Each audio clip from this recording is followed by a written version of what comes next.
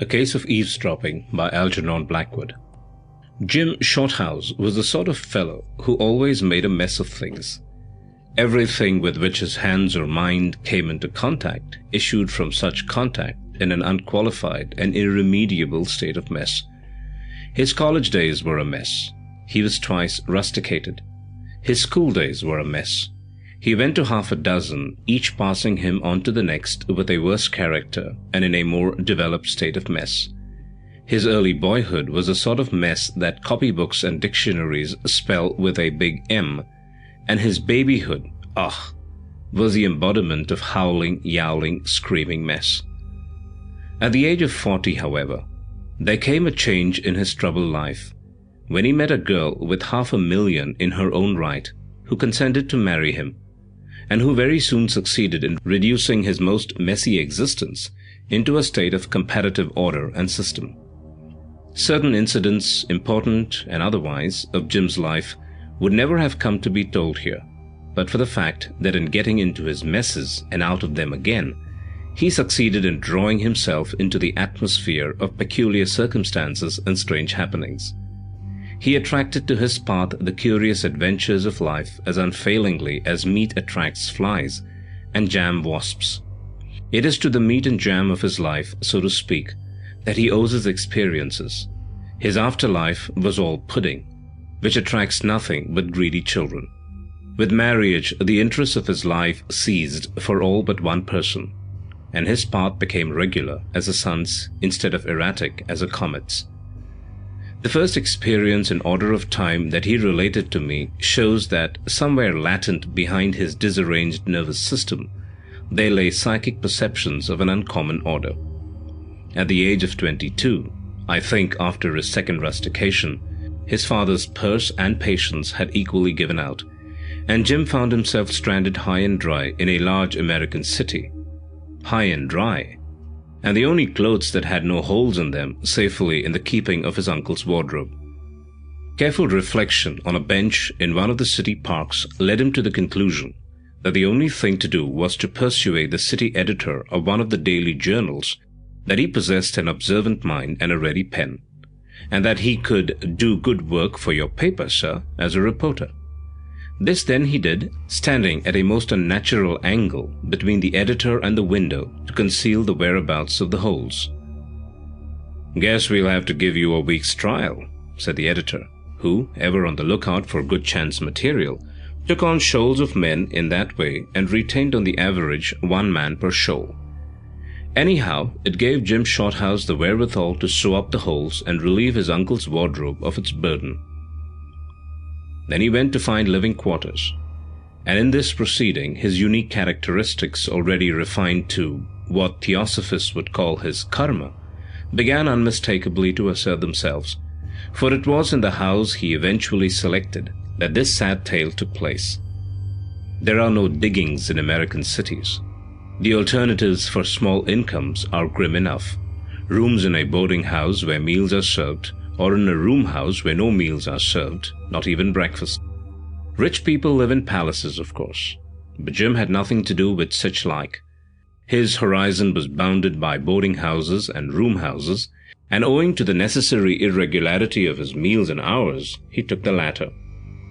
It was a large, gaunt-looking place in a side street, with dirty windows and a creaking iron gate, but the rooms were large, and the one he selected and paid for in advance was on the top floor.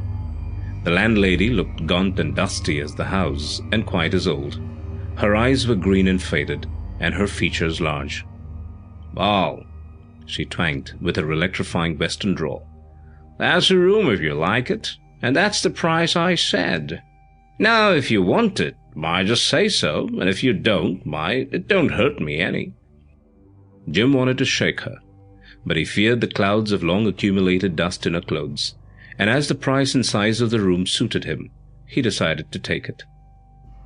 "Anyone else on this floor?" he asked. She looked at him queerly out of her faded eyes before she answered. "None of my guests ever put such a question to me before," she said. "But I guess you're different. Why, there's no one at all but an old gent that stayed here every bit of 5 years. He's over there," pointing to the end of the passage. "Ah, I see," said Shorthouse feebly. "So I'm alone up here."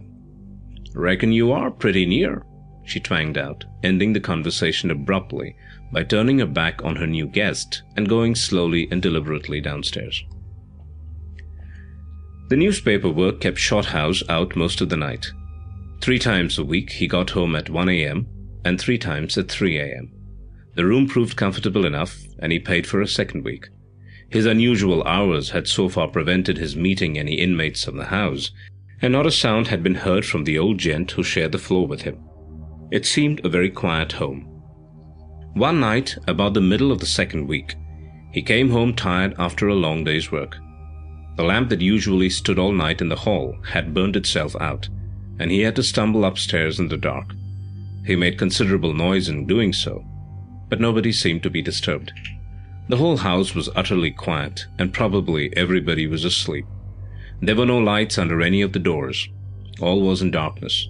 It was after 2 o'clock. After reading some English letters that had come during the day, and dipping for a few minutes into a book, he became drowsy and got ready for bed.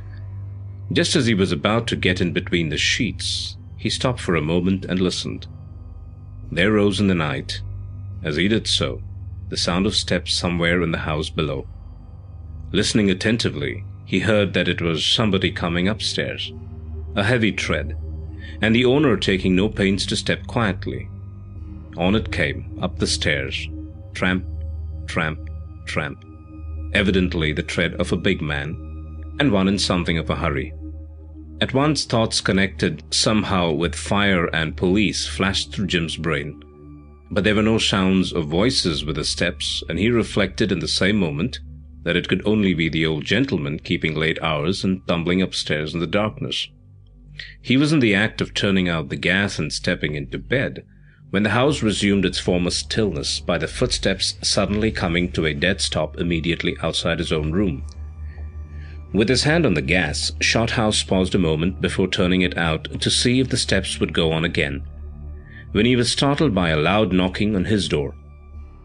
Instantly, in obedience to a curious and unexplained instinct, he turned out the light, leaving himself in the room in total darkness. He had scarcely taken a step across the room to open the door, when a voice from the other side of the wall, so close it almost sounded in his ear, exclaimed in German, "Is that you, Vater? Come in." The speaker was a man in the next room, and the knocking, after all, had not been on his own door, but on that of the adjoining chamber, which he had supposed to be vacant.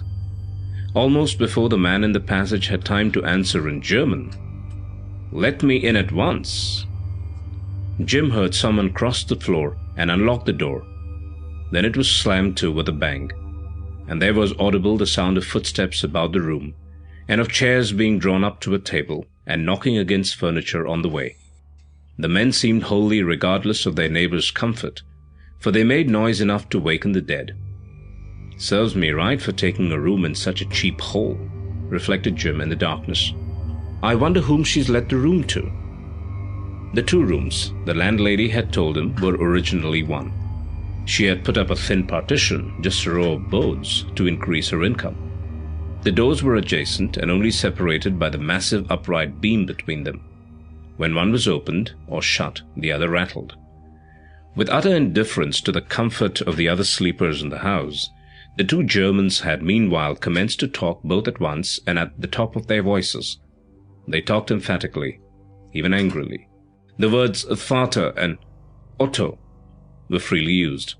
Shorthouse understood German, but as he stood listening for the first minute or 2, an eavesdropper in spite of himself, it was difficult to make head or tail of the talk, for neither would give way to the other, and the jumble of guttural sounds and unfinished sentences was wholly unintelligible.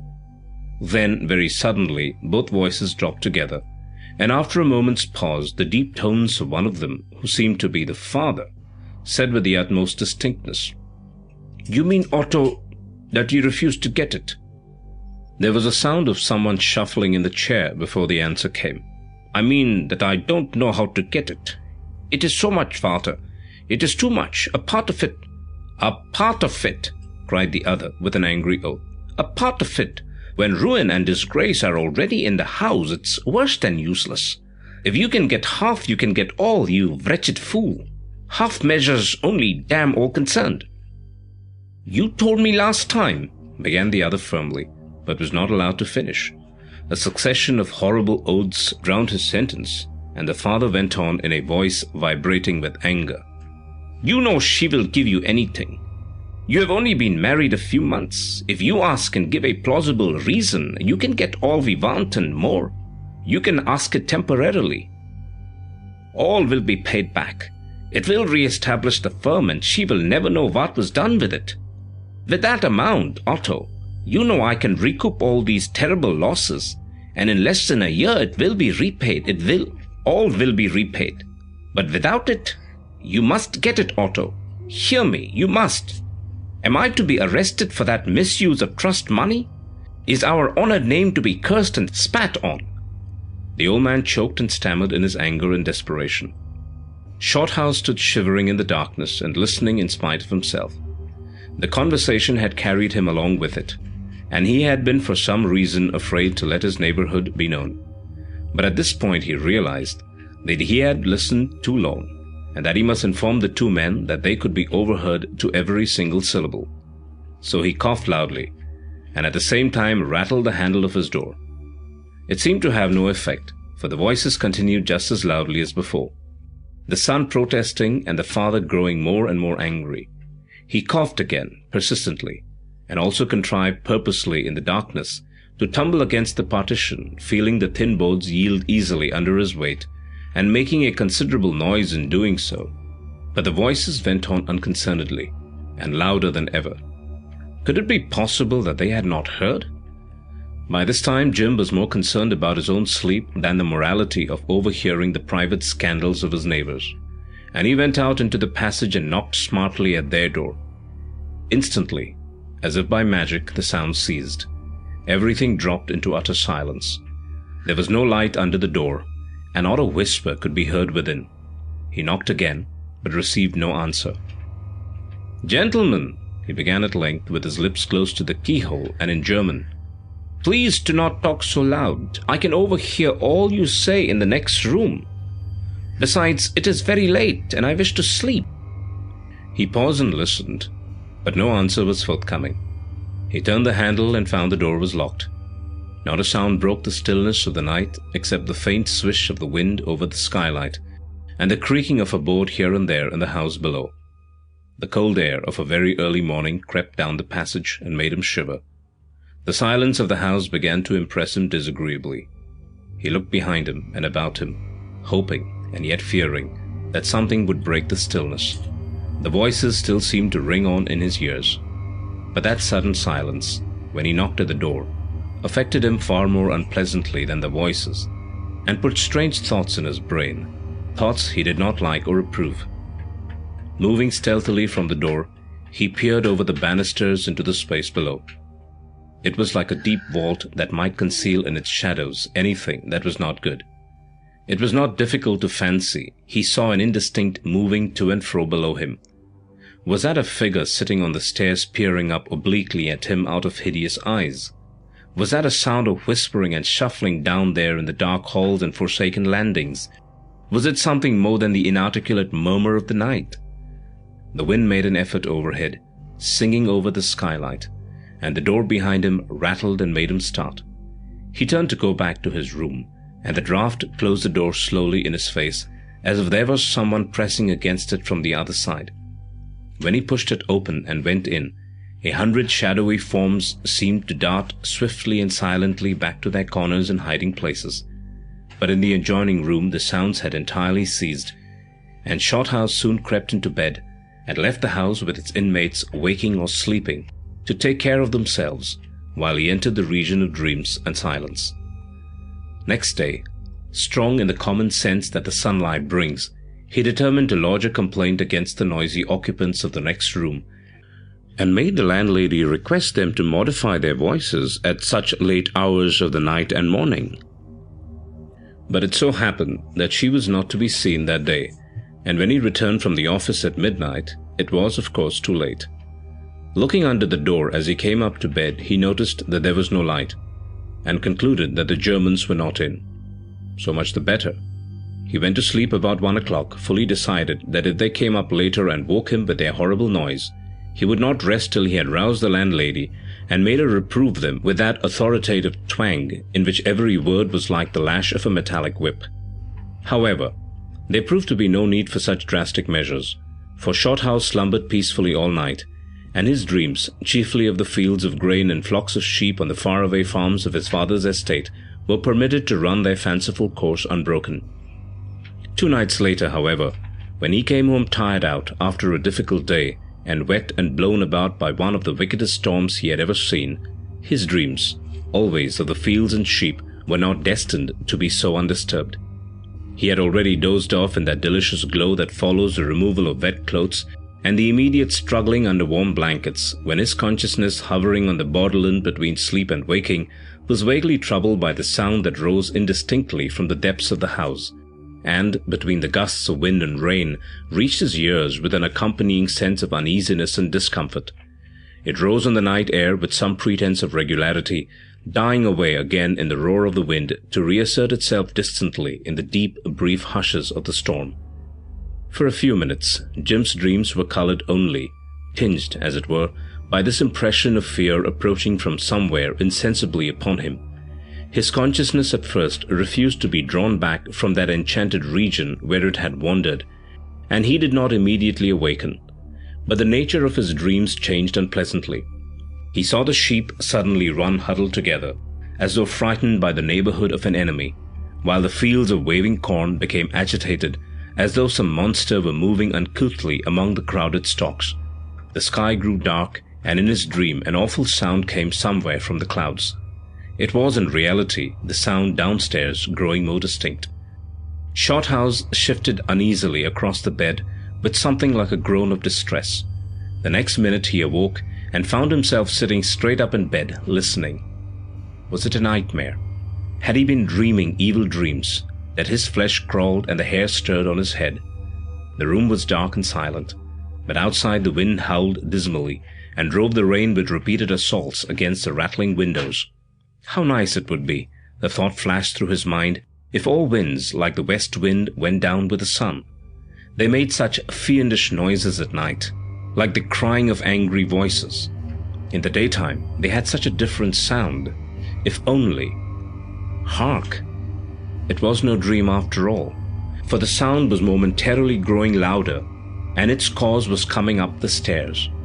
He found himself speculating feebly what this cause might be, but the sound was still too indistinct to enable him to arrive at any definite conclusion.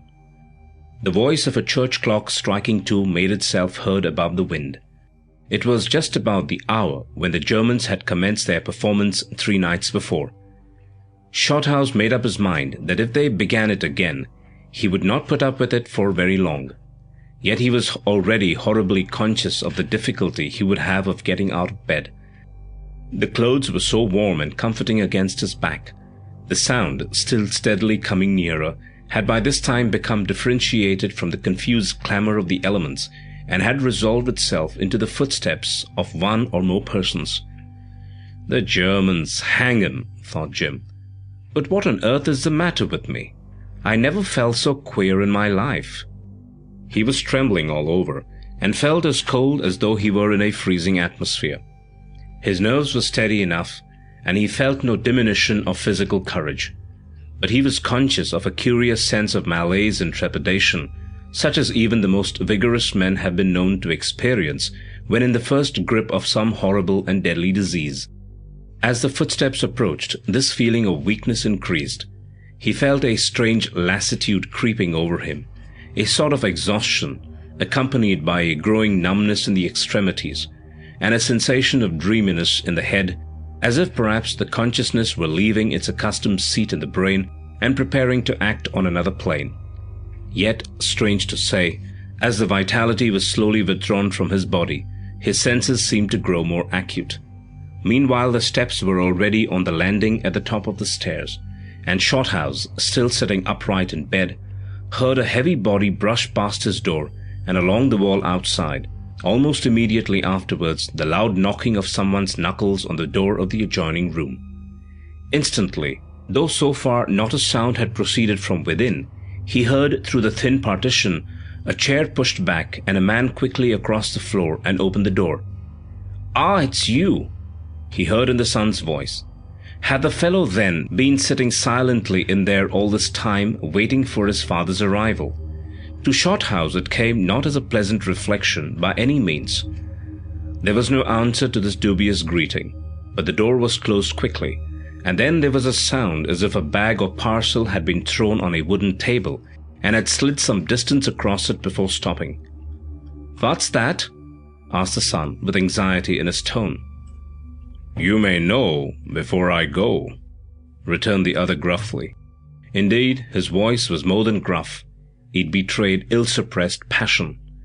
Shorthouse was conscious of a strong desire to stop the conversation before it proceeded any further. But somehow or other his will was not equal to the task, and he could not get out of bed. The conversation went on, every tone and inflection distinctly audible above the noise of the storm. In a low voice the father continued. Jim missed some of the words at the beginning of the sentence. It ended with, "But now they've all left and I've managed to get up to you. You know what I've come for." There was distinct menace in his tone. "Yes," returned the other. "I have been waiting." "And the money?" asked the father impatiently. No answer. "You've had 3 days to get it in, and I've contrived to stave off the worst so far. But tomorrow is the end." No answer. "Speak, Otto. What have you got for me? Speak, my son, for God's sake, tell me." There was a moment's silence, during which the old man's vibrating accents seemed to echo through the rooms. Then came in a low voice the answer. "I have nothing." "Otto!" cried the other with passion. "Nothing!" "I can get nothing," came almost in a whisper. "You lie!" cried the other in a half-stifled voice. "I swear you lie! Give me the money!" A chair was heard scraping along the floor. Evidently the men had been sitting over the table, and one of them had risen. Shorthouse heard the bag or parcel drawn across the table, and then a step as if one of the men was crossing to the door. "Father, what's in that? I must know," said Otto with the first signs of determination in his voice.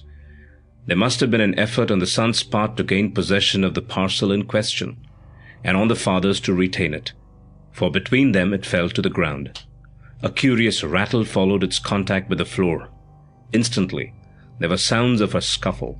The men were struggling for the possession of the box. The elder man with oaths and blasphemous imprecations, the other with short gasps that betokened the strength of his efforts. It was of short duration, and the younger man had evidently won, for a minute later was heard his angry exclamation. "I knew it! Her jewels! You scoundrel! You shall never have them! It is a crime!" The elder man uttered a short guttural laugh which froze Jim's blood and made his skin creep. No word was spoken, and for the space of 10 seconds there was a living silence.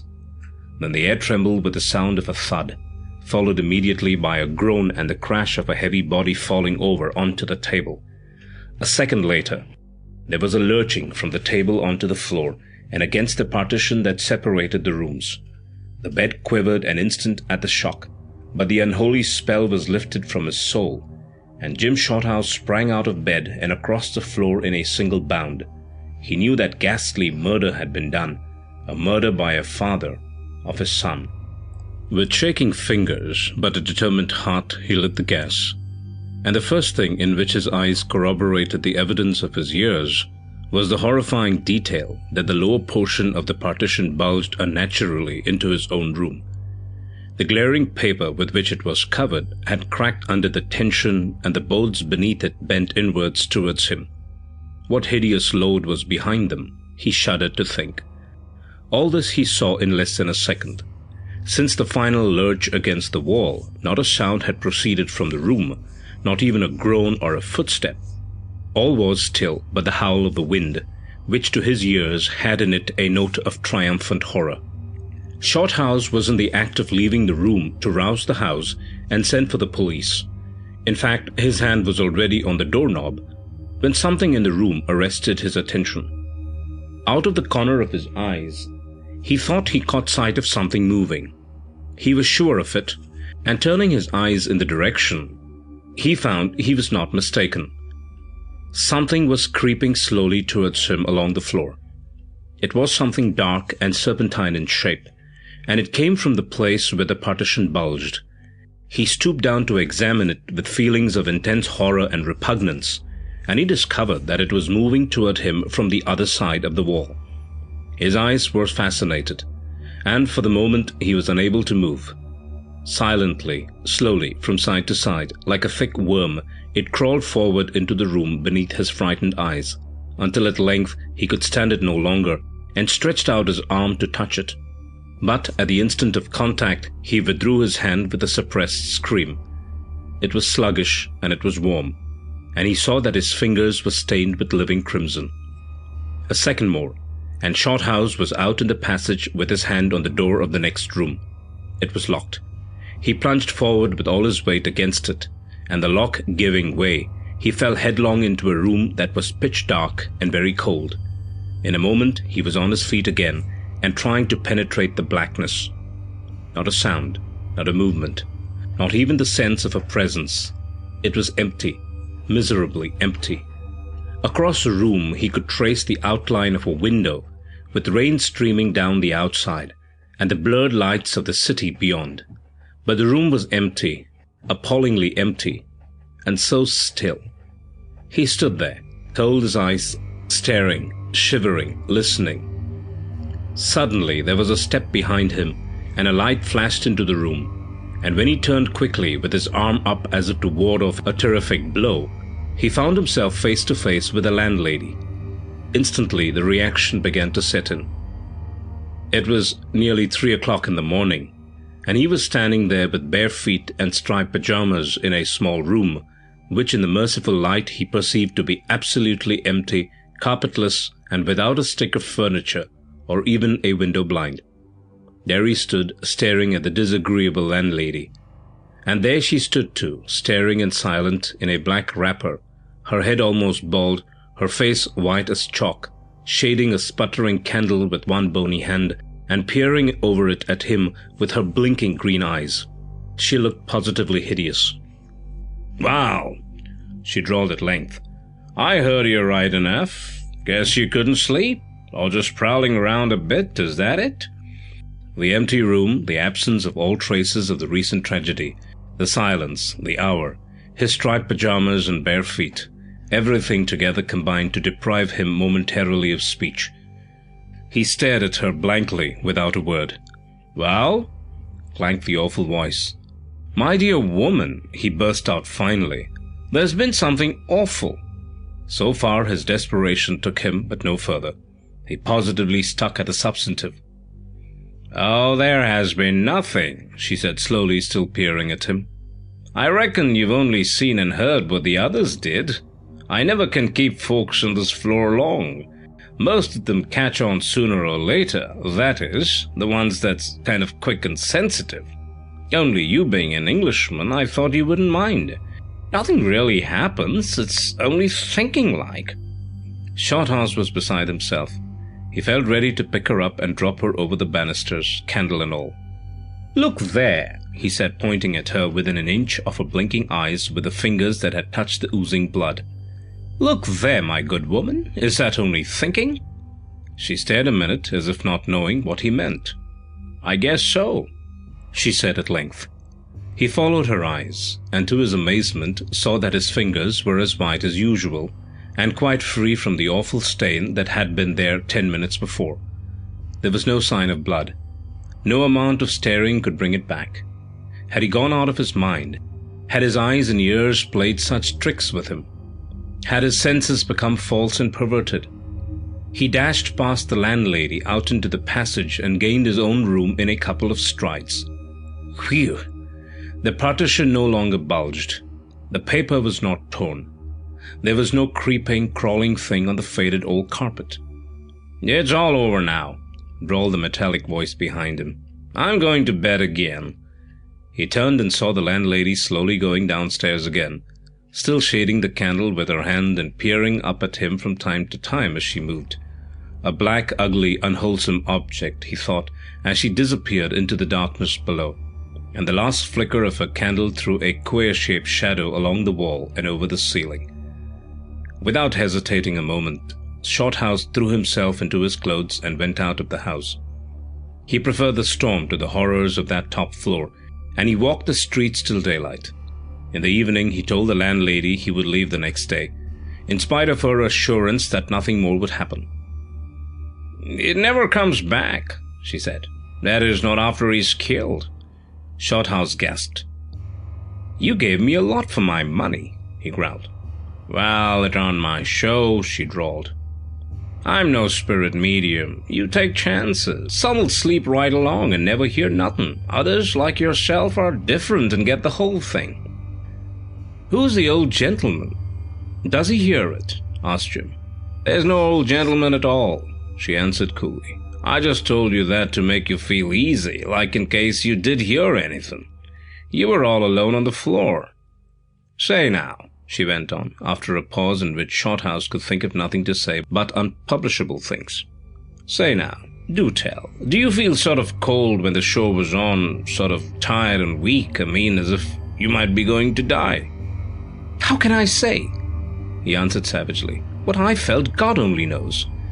"Well, but you won't tell," she drawled out. "Only I was wondering how you really did feel, because the man who had that room last was found one morning in bed." "In bed?" "He was dead. He was the one before you." "Oh, you don't need to get rattled so. You're all right. And it all really happened. They do say.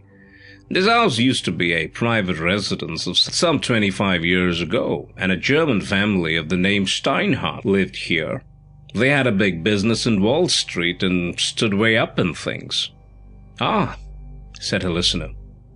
"Oh, yes, they did, right at the top, till one fine day it all bust and the old man skipped with the boodle."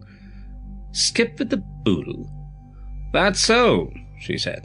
"Got clear away with all the money, and the son was found dead in his house, committed suicide, it was thought. Though there was some said he couldn't have stabbed himself and fallen in that position. They say he was murdered. The father died in prison. They tried to fasten the murder on him, but there was no motive, or no evidence, or no something, I forget now." "Very pretty," said Shorthouse. "I'll show you something mighty queer anyways," she drawled, "if you'll come upstairs a minute. I've heard the steps and the voices lots of times. They don't faze me any. I just as life hear so many dogs barking. You'll find the whole story in the newspapers if you look it up. Not what goes on here, but the story of the Germans. My house would be ruined if they told all, and I'd sue for damages." They reached the bedroom, and the woman went in and pulled up the edge of the carpet where Shorthouse had seen the blood soaking in the previous night. "Look there, if you feel like it," said the old hag. Stooping down, he saw a dark, dull stain in the boards that corresponded exactly to the shape and position of the blood as he had seen it. That night he slept in a hotel, and the following day sought new quarters. In the newspapers on file in his office, after a long search, he found 20 years back the detailed story, substantially as the woman had said, of Steinhardt and Company's failure, the absconding and subsequent arrest of the senior partner, and the suicide or murder of his son Otto. The landlady's room house had formerly been their private residence.